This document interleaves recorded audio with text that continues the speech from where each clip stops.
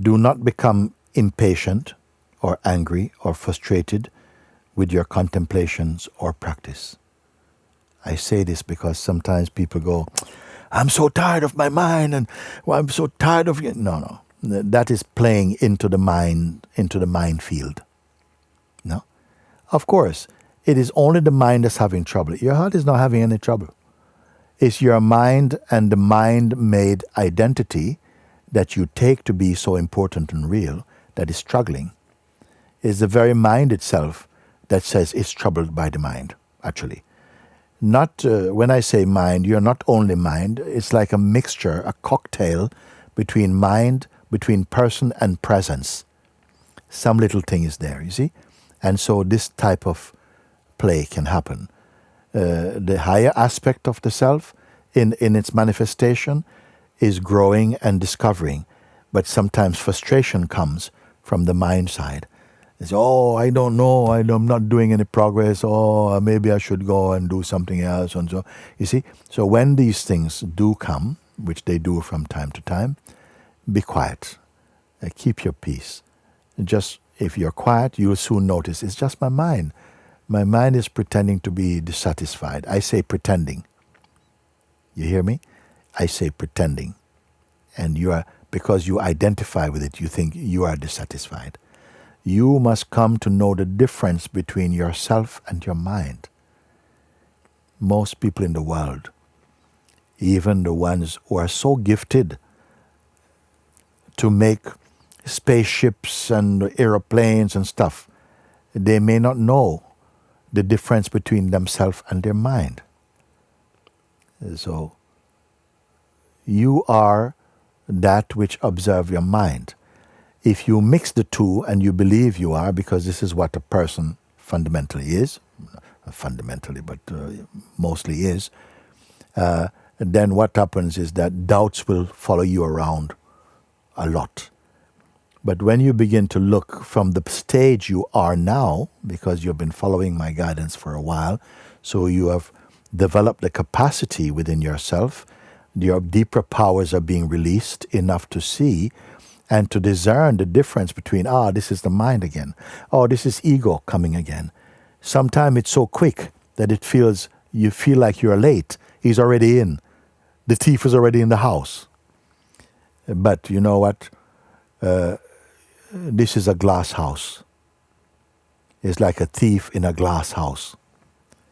So wherever he's hiding, he cannot hide because everything is transparent. This is the gift of your being. You see? Do you understand what I'm saying? Because it's very important that we are understanding that. What do I mean by that? Is that for much of your life, the ego has been hiding inside your name. You see?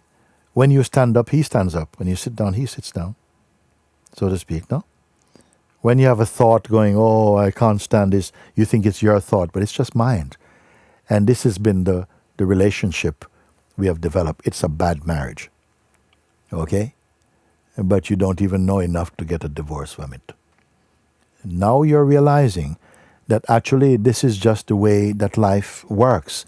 That the more wise you become to yourself, and no other study in the human kingdom can equip you as well to transcend and to expose the delusion than what we are sharing also.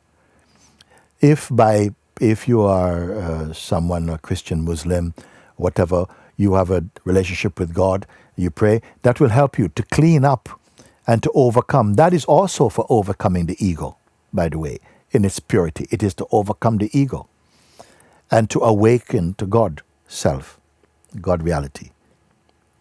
Here we are also going very direct because you cannot find truth without the one you call God, meaning the pure consciousness also. It manifests itself in many different forms and in many different ways to guide the different peoples of the world according to their temperament. It gives them their traditions and their particular way that they must search to find it. You see? But we are confused because we believe so much in our personal identity. You think that other ways of thinking are wrong because they're not your way of thinking. This is ignorance, you see. Anyway, that was only my first point. Second point, the ego grew and became strong due to the strength of belief in it. And so it was accepted as who we are and unquestioned for so long. But now, things are changing. Next one. Don't think ego is all bad, horrible, horrible. No, no, no. Initially, it was the I ego's desire to find the self that brought you so far. Thereafter, or at a certain point, as you grow, it is recognized, the ego is recognized to be an illusion as the real self becomes obvious to itself. Did you understand that one? Very good. Very good. Did you understand that one? I ask again. So it is this, the one who wants to find the truth in the beginning is very necessary. It's even grace, it's blessing that arose in your heart, because earlier than that maybe you had no desire for truth. So it was still the identity at some point was searching to find the truth. And so that began your spiritual journey and quest. But as you developed and became more mature, at some point you look and see, now from this place, this one I see is illusion. And then he cannot follow you anymore because you're home. You see? Come on, give me some feedback. I want to look. I don't have to say with words. I want to see that you're understanding. That's it. Okay, now the next point. So, the one who feels stuck or blocked will eventually be exposed to be the false self or ego and will lose its credibility. This will be recognized in the true self. So for sometimes you yourself may have noticed going, I can't get any further, I feel blocked, I don't know what to do, and so on. And why is that so powerful? Because it's identified with, it's taken to be true, and you believe it is yourself. You see? So what I wrote here is that the one who feels stuck or blocked will eventually be exposed to be the false self or ego, and will then lose its credibility, its apparent credibility. This will be recognized when you reach the true self. You will have a chance to later, you can look over these notes again. Next one.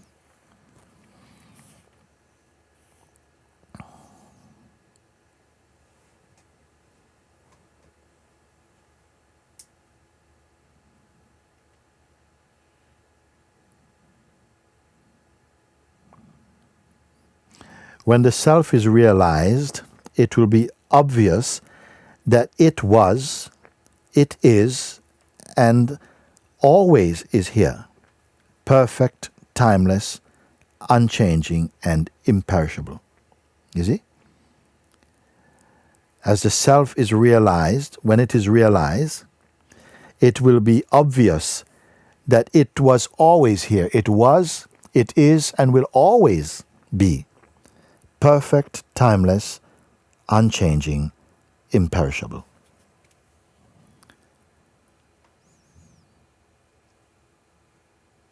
Next one.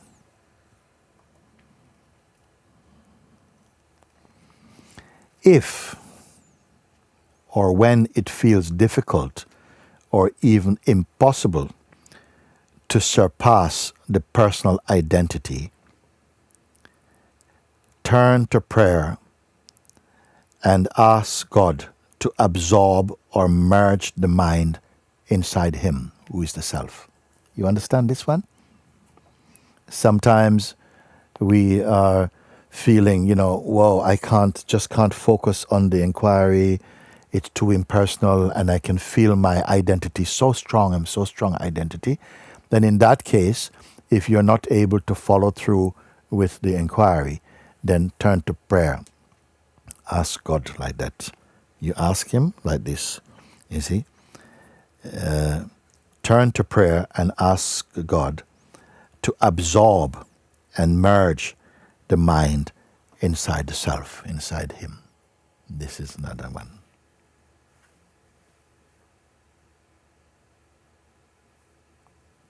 The next one. It is only the mind that believes in the mind. Turn the mind's attention to the heart again and again by remaining mind's formless witness, and it will merge inside the heart gradually.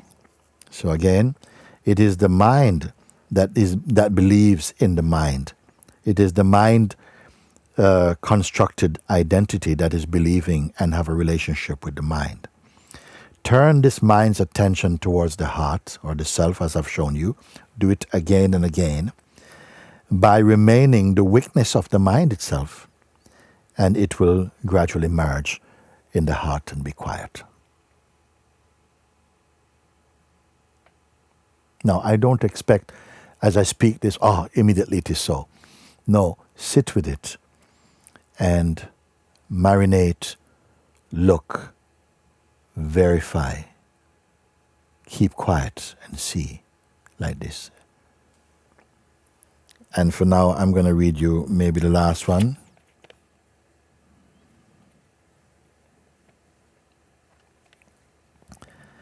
What you call death is only a door you will pass through without stopping there.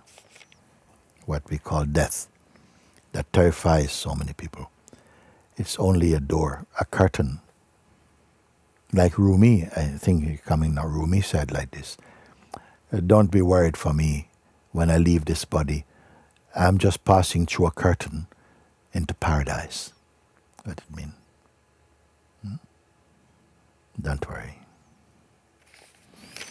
So let me see how many I've got here. Yes. So I've read 8 of them. I have 8 more. I'll leave that for later. How about that? Enough for the moment. Okay.